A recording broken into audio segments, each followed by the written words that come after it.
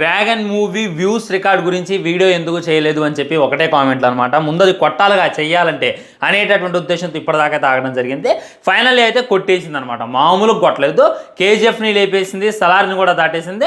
ఎలా దాటేసింది, అది కాక ఇంకొన్ని మైల్ స్టోన్లు అయితే అది బీట్ చేసేటటువంటి ప్రయత్నం చేసింది. దాని గురించి ఒకటి. అండ్ సినిమా పోస్టర్స్ ఒకదాని తర్వాత ఒకటి వాళ్ళైతే రివీల్ చేసేటటువంటి ప్రయత్నం చేస్తున్నారు. ఇంకోటి మీరు ఒకటి గమనించారా, మన ప్రశాంత్ నీల్ గారు చూసుకున్నట్లయితే కేజీఎఫ్కి సంబంధించినటువంటి ఫస్ట్ గ్లిమ్స్ రిలీజ్ చేసిండు, సలార్కి సంబంధించినటువంటి ఫస్ట్ గ్లిమ్స్ రిలీజ్ చేసిండు, డ్రాగన్కి సంబంధించినటువంటి ఫస్ట్ గ్లిమ్స్ కూడా రిలీజ్ చేసిండు. సో సలార్లో లేనిదే కేజీఎఫ్లో లేనిదే డ్రాగన్లో ఒకటి ఉంది. సో సలార్లో ఉంది, మన కేజీఎఫ్లో ఉంది, డ్రాగన్లో ఒకటి లేదు. అయినా కానీ ఒక హైప్ని అయితే క్రియేట్ చేయగలిగిండు. అవన్నీ ఏంటి అనేటటువంటిది డీటెయిల్గా మాట్లాడుకునేటటువంటి ప్రయత్నం చేద్దాం. వీడియో అయితే చివరి దాకా చూడండి, మీకైతే ఫుల్ మజా వస్తుంది వీడియో, దాంట్లో డౌట్ లేదనమాట. ఫస్ట్ చూసుకున్నట్లయితే డ్రాగన్ గ్లిమ్స్ ఏదైతే ఉందో 100 మిలియన్ వ్యూస్ అయితే కొట్టింది అని చెప్పి ఈ విధమైనటువంటి పోస్టర్ని వాళ్ళైతే రిలీజ్ చేసుకోవడం జరిగింది. 100 మిలియన్ వ్యూస్ కొట్టడంలో గొప్ప ఏముంది బ్రో అని చెప్పి మీకు అనిపించవచ్చు. ముందు దాని గురించి చెప్తా చూడండి. గ్లిమ్స్ అంటే అంతసేపు ఉంటుంది, మహా అయితే 1 మినిట్ లేదా 1.5 మినిట్. 2 మినిట్స్ గ్లిమ్స్ అయితే నేను ఇంత మట్టుకు చూడలేదు. మీరు చూసారా? చూస్తే కింద కామెంట్ చేయండి. 2 మినిట్స్కి మించి ఏ విధమైనటువంటి గ్లిమ్స్ ఉంటుందో. సో ఉన్నా కానీ దానికి వాళ్ళు గ్లిమ్స్ అనేటటువంటిది పేరు పెట్టరు, టీజర్ అనేటటువంటిది పేరు పెడతారు. కానీ మనం డ్రాగన్ చూసుకున్నట్లయితే ఆల్మోస్ట్ 4 minutes 30 seconds గ్లిమ్స్ అయితే ఉందన్నమాట. 4 minutes 30 seconds అంటే ఇది ఎక్కడ మాత్రం మామ, ఇది ఎక్కడ మెంటల్తున్నారో మామ అని చెప్పి ప్రతి ఒక్కరు ట్రోల్ చేశారు. కానీ కట్ చేస్తే అలాగనే రిలీజ్ చేసిండు. సో ఏంటంటే ఆయన డీటెయిల్ లైక్ ఒకటి మిస్ చేసినా ఒకటి మిస్ చేయకూడదు అనేటటువంటి గ్రిటీ ఫీలింగ్ వద్దు. మళ్ళా తర్వాత ఆయన ఇప్పటి నుండి కాదు, ఈ గ్లిమ్స్ కోసం పోయిన సంవత్సరం 2025 మే 20వ తారీఖు నుండి ఈ నెల 20వ తారీఖు దాకా కూడా దానికోసం బాగా కష్టపడ్డాడు, బాగా కటింగ్ చేసిండు, బాగా ఎఫెక్ట్స్ పెట్టిండు. ఆ ఎఫెక్ట్స్ అన్ని పెట్టి ఇప్పుడు మన ముందు పెట్టిండు. సో ఒక 1 year టైం అయితే ఆయనకు దొరికింది. అప్పుడే రిలీజ్ చేసింది, ఇప్పుడు ఎందుకు రిలీజ్ చేసిందంటే నేను అనుకుంటూ ఒక మంచిగా రిలీజ్ చేద్దాం, ఫ్యాన్స్కి అర్థమయ్యేలా. ముందే ఓకే వీళ్ళు కన్ఫ్యూజ్ అవ్వద్దు. మనం సలార్ సినిమా పోయినప్పుడు ఏం జరిగింది చెప్పండి, దొరలు అంటారు, అండ్ కర్త అంటారు, అండ్ రాజమన్నార్లు అంటారు, మన్నార్లు అంటారు, ఈ విధంగా రకరకాలుగా చూపించారు. కానీ మనకి సినిమా రిలీజ్ ముందు, సినిమా రిలీజ్ కన్నా టీజర్లో డిస్కషన్ చేసింది 2 క్యారెక్టర్లు అనమాట. వరద రాజమన్నార్ గురించి చూపించారు, ఓకే విలన్ అనేటటువంటిది క్లారిటీగా అర్థమవుతుంది. ఆ తర్వాత దేవరత గురించి చూపించారు, హీరో అనేటటువంటిది క్లారిటీగా అర్థమవుతుంది. వీళ్ళిద్దరి గురించి ఉంటుందేమో అని చెప్పి మన థియేటర్కి వెళ్ళి కూర్చుంటే రకరకాలుగా ఉంది. ఫస్ట్ చూసుకున్నట్లయితే కాన్సార్ అన్నారు, కాన్సార్ ట్రైలర్లో డిస్కషన్ చేశారు కాదంటలా. కానీ అప్పుడు డైరెక్ట్గా థియేటర్లో వెళ్ళి కూర్చున్న వాళ్ళు కొత్త, ఓకే కాన్సార్ అనేటటువంటి ప్రాంతాన్ని అలవాటు చేసుకోవడానికి చాలా టైం పట్టింది మనకి.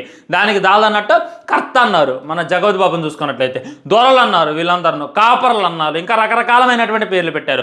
దీన్ని అమ్మ చూసుకున్నట్లయితే అటు ఇటుగా ఒక 10 మంది విలన్లు ఉంటారు. ఈ 10 మంది విలన్లు ఏంద్రా బాబు అని చెప్పి అప్పట్లో చాలా మంది తొలగొక్కున్నారనమాట. ఇంట్రడక్షన్లోనే చాలా మందికి ఇదేంది ఏం లేదు. సలార్ సినిమా ఫస్ట్ చూస్తున్నప్పుడు కలిగినటువంటి ఫీలింగ్ ఏంటంటే, నేను నా జెన్యూన్ ఒపీనియన్ చెప్తా చూడండి, నాకైతే సలార్ ఫస్ట్ హాఫ్ అంతా కూడా ఏమనిపించలేదు. జస్ట్ ఆ కోల్మెన్ ఫైట్ అయితే నెక్స్ట్ షోలో అనిపిస్తుంది అనమాట. ఆ తర్వాత ఇంటర్వెల్ ప్యాక్ ఆడిద్ది, అప్పట్లో ఇంటర్వెల్కి కూడా అడిచి కాల్ చేసేవాళ్ళండి. అండ్ సెకండ్ హాఫ్కి వెళ్ళిన తర్వాత కాటెరమ్మ ఫైట్, ఈ 3 నాకు మైండ్లో ఉన్నాయి రిలీజ్ అయినప్పుడు బయటకు వచ్చాయి. సో దాన్ని ఇంకా అర్థం చేసుకునేటటువంటి ప్రయత్నం చేస్తే అందరం కూడా పాజిటివ్ రివ్యూ ఇచ్చాం, అందరం కూడా జయ్యాలి లేపాం. కానీ అది ఓటీటీకి వచ్చిన తర్వాత థియేటర్లో ట్వైస్ ఆర్ 3-4 times చూసిన తర్వాత ఒక అలవాటు వచ్చింది. ఓకే కాన్సార్ అంటే ఇది, ఎంతమంది దొరలు ఉన్నారు, ఒక కర్త ఉన్నాడు, ఒక దొరను వేసేసారు, ఇంకా దొరలను వేసేయాలి. ఆ కుర్చీల కోసం వీళ్ళు చేసుకునేటటువంటి యుద్ధం. వరదరాజమన్నారు చూసుకున్నట్లయితే దొర కావాలని కాదు, డైరెక్ట్గా కర్త కావాలని చెప్పి ట్రై చేస్తుండు. అది కాక జగవత్ బాబు కొడుకు ఈ వరదరాజమన్నారని చెప్పి కన్ఫ్యూజ్. సో ఆ కన్ఫ్యూజన్స్ అన్నిటికీ కూడా ఈసారి ఉండకూడదు. సలార్లో ఏ విధమైనటువంటి కన్ఫ్యూజన్స్ అయితే మీరు ఫేస్ చేశారో ఆ విధమైనటువంటి కన్ఫ్యూజన్స్ ఉండకూడదు అనేటటువంటి ఉద్దేశంతో ఆయన ఒక ప్రీ ప్లాన్డ్గా, మీకు అనిపించలేదా అరే గ్లిమ్స్ అనంలో రిలీజ్ చేసిండు బాగానే ఉంది, కానీ స్టోరీ మొత్తం చూపించేస్తాడు. ఒక మొక్క అంటాడు, ఆ మొక్క కోసం బ్రిటిషర్స్ 250 సంవత్సరాలు మనల్ని పరిపాలించారు అనేటటువంటి విషయాన్ని చెప్తుండు. అండ్ గోల్డెన్ ట్రయాంగిల్ అని చెప్తుండు ఒక కంపెనీ, ఆఫ్ఘనిస్తాన్ ట్రేడింగ్ కంపెనీ అని చెప్తుండు, ఆఫ్ఘనిస్తాన్ ట్రేడింగ్ కంపెనీ విలన్స్ అని చెప్తుండు. సో ఆఫ్ఘన్ వాళ్ళు ఈ గోల్డెన్ ట్రయాంగిల్ వాళ్ళు కొట్టుకోవడమే సినిమా చెప్పి మనకు చూపిస్తాను. ఇంకేముంది దాంట్లో చూసుకున్నట్లయితే మన డెవిల్ అంటారు రైతుడు, లుగర్ అంటారు రైతుడు, లుగర్ చూసుకున్నట్లయితే ఆఫ్ఘన్ ట్రేడింగ్ కంపెనీ కోసం పనిచేస్తాను. అసలు ఇంకేముంది స్టోరీ మొత్తం రివీల్ చేసింది కదా. సో వీళ్ళందరూ కొట్టుకుంటారు, అదే కదా మనం థియేటర్లో చూడాల్సింది అని చెప్పి ఒకటికి అనిపించిందా? అదేంది నీలమ్మ మిస్టేక్ చేసిండా, స్టోరీ మొత్తం రివీల్ చేసిండా అని చెప్పి అనుకోవచ్చు అనమాట. అది ముమ్మాటికి తప్పనమాట. ఇందులో మన ఎన్టీఆర్ అన్న చూసుకున్నట్లయితే హీరో కాదు, అవును, మీరు డ్రాగన్లో లాస్ట్ డైలాగ్ వింటున్నప్పుడే ప్రతి కథలో హీరో రావాలి సార్, కానీ ఈ మొక్కలో హెరాయిన్ కన్నా ఎక్కువ మొత్తుంది, అందరి విలన్లే పుట్టిస్తుంది, ఈసారి మీరే అది తీసుకోవాలి సార్ అంటే మన రాఘవ రాథోడ్ అని చెప్పి లాస్ట్లో కనబడేటువంటి క్యారెక్టర్ ఆయన చూపిస్తారు. ఆయన హీరో చేసి మన జలీల్ రెహమాన్ చెప్తారు అనమాట. ఈ పోర్షన్ మీరు జాగ్రత్తగా అబ్జర్వ్ చేసినట్లయితే. సో మన ఎన్టీఆర్ అన్న మనం హీరో అనుకుంటాం ఇప్పుడు దాకా, కానీ ఆయన హీరోలా కనపడలేదు, ఆయన విలన్లాగా కనపడుతుండు. అదేంది బ్రో విలన్లాగా చూపించడం ఏంది? ఆల్రెడీ మన ప్రశాంత్ నీల్ గారు మైండ్ సెట్ ఏందని చెప్పి మనకి కేజీఎఫ్లోనే అర్థమైంది కదా.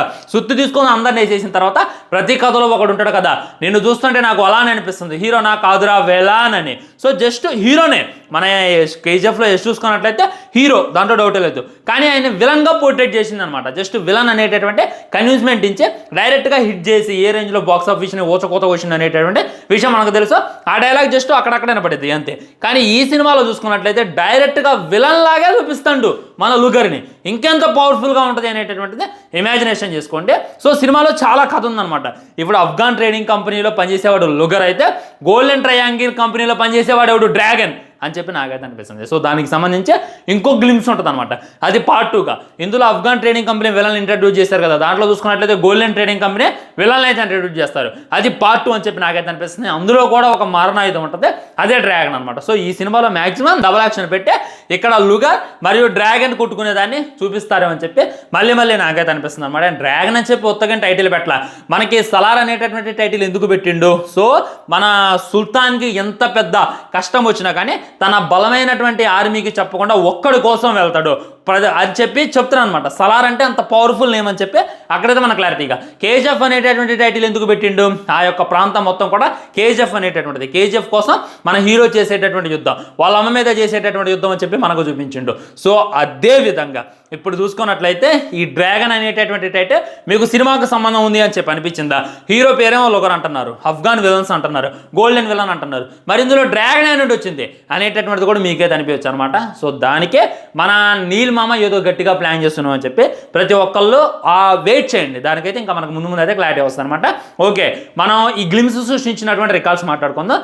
మన సలార్ గ్లిమ్స్ చూసుకున్నట్లయితే 2 daysలో ఆల్మోస్ట్ 80 million వ్యూస్ కొట్టింది, 3 daysలో 100 million వ్యూస్ కొట్టింది. కేజీఎఫ్ చూసుకున్నట్లయితే 2 daysలో 100 million వ్యూస్ కొట్టింది, 3 daysలో 130 million వ్యూస్ కొట్టింది. కానీ మన డ్రాగన్ చూసుకున్నట్లయితే అదే 3 daysలో ఆల్మోస్ట్ 100 million వ్యూస్ అయితే కొట్టి చూపించేటటువంటి ప్రయత్నం చేసింది. దాంట్లో ఏముంది బ్రో అంటే ఇప్పుడు ఒక ఇంపాక్ట్ అనేటటువంటిది ఉంటుంది, అది మీకు అర్థం చేసుకునేటటువంటిది ఉంటే అర్థమైంది అనమాట. అదేంటంటే 4 నిమిషాల గ్లిమ్స్, 4 నిమిషాల గ్లిమ్స్తో అన్ని వ్యూస్ కొట్టడం అనేటటువంటిది మాటలు కాదు ఫ్రెండ్స్, వేరే లెవెల్. ఇక్కడ ఏమీ డబ్బులు పెట్టలేదు. మన నీల్ మామ చూసుకున్నట్లయితే సినిమాలో బడ్జెట్ వాడుతాడు, కానీ హైప్ కోసం బడ్జెట్ వాడు, ప్రమోషన్స్ కోసం అంత బడ్జెట్ కూడా వాడు. అదే ఆయనకున్నటువంటి మైండ్ సెట్ అనమాట. అలా ప్రమోట్ చేసుకోవాలని వాళ్ళే ప్రమోట్ చేసుకోవాలి. అదేవిధంగా ఇప్పుడు యూట్యూబ్కి డబ్బులు ఇచ్చి దాన్ని అయితే వీళ్ళు బూస్ట్ చేపించలేదు అని చెప్పి క్లారిటీగా అర్థమవుతుంది. అయినప్పటికీ ఈ రేంజ్లో వ్యూస్ ఉన్నాయంటే నిజంగా గ్రేట్ ఫ్రెండ్స్. ఫస్ట్లో ఒకటి చెప్పా కదా, కేజీఎఫ్లో లేనిది, సలార్లో లేనిది మన డ్రాగన్లో ఒకటి ఉంది అని అంటే అదేంటంటే అక్కడ మన హీరోస్ని హీరోస్ లాగా చూపించిండు, హీరోస్కి భయంకరమైనటువంటి ఎలివేషన్ ఇచ్చిండు. కానీ మన డ్రాగన్లో చూసుకున్నట్లయితే హీరోని విలన్ లాగా చూపించిండు, ఫస్ట్ పాయింట్. అండ్ సలార్ గ్లిమ్స్లో ప్రభాస్ అన్న ఎక్కడ మాట్లాడు, ఒకసారి మీరు వెళ్ళి వినండి, గ్లిమ్స్లో ఎక్కడ కూడా మాట్లాడు. అండ్ అందులో కూడా ట్రైలర్లో కూడా అంతకన్నా మాట్లాడు, సినిమా మొత్తం మీద 2 నిమిషాలు మాట్లాడుతాడు. మన కేజీఎఫ్ గ్లిమ్స్లో కూడా యష్ భాయ్ ఎక్కడ మాట్లాడు, జస్ట్ వచ్చి సిగరెట్ వెలిగించుకుంటాడు. కానీ ఇందులో చూసుకున్నట్టయితే మాట్లాడిండు. అండ్ కేజీఎఫ్ గ్లిమ్స్లో చూసుకున్నట్లయితే మన యష్ బాస్ ఫైట్ చేసేస్తాడు, ఒత్తడు, గన్ను వెళ్తాడు, జీపులు లేపుతాడు. అండ్ సలార్లో చూసుకున్నట్లయితే మన ప్రభాస్ కూడా ఫైట్ చేస్తాడు. కానీ ఇందులో చూసుకున్నట్లయితే మన ఎన్టీఆర్ అన్న ఒక్కడిని కూడా కొట్టడు, అసలు ఫైటే చేయడు. అయినా కానీ భయంకరమైనటువంటి హైప్ ఇప్పించేటటువంటి ప్రయత్నం చేసిండు నీల్ మామ, ఇక్కడైతే మెచ్చుకోవాలన్నమాట. అందుకే ఇదైతే 100 million వ్యూస్ కొట్టింది, ఈ పాటికి 110 million కూడా కొట్టినాలన్నమాట. సో దీన్ని మీ కామెంట్ కూడా తెలియజేయండి. ఆ తర్వాత హైలైలో సాంగ్ మన పెద్ద నుండి వస్తుంది, అది చూసిన తర్వాత ఇంకో వీడియో చేస్తా ఉంటా. మరి ఛానల్ని సబ్స్క్రైబ్ చేసుకొని వీడియో లైక్ చేయండి, షేర్ చేయండి. మంది మాత్రం జై హింద్.